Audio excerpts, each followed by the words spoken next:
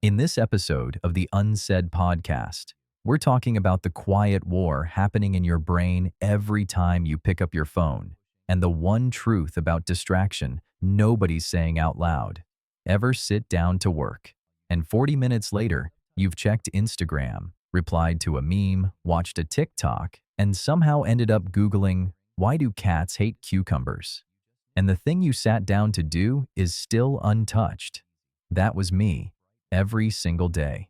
It felt like my brain was a browser with 100 tabs open, all screaming at once. Neuroscientists even have a name for this: popcorn brain. Our attention is being rewired by tiny dopamine hits until deep focus feels impossible. But here's what nobody says. Distraction isn't about willpower, it's about architecture. Your brain has literally been remodeled by social media, and no amount of "just focus harder" can undo it.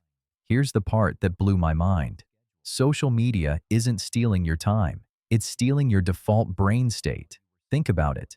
For most of human history, the default was stillness, daydreaming on a walk, humming while cooking, letting your mind wander. Now, the default is stimulation. Your brain doesn't return to calm when you stop scrolling. It just waits for the next hit. That's why you feel restless even when nothing's happening. Not because you're broken, because your brain forgot what rest feels like. No one talks about this, but once you see it, you can't unsee it. Here's how I started taking mine back. 1. Micro pauses. Before opening any app, I close my eyes for 5 seconds.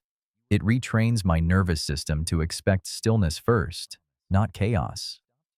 2. Sacred zones. My bed, my desk, and my walks are screen-free. Those spaces now signal focus or rest automatically. 3. Time-boxed scrolling. I gave scrolling its own container.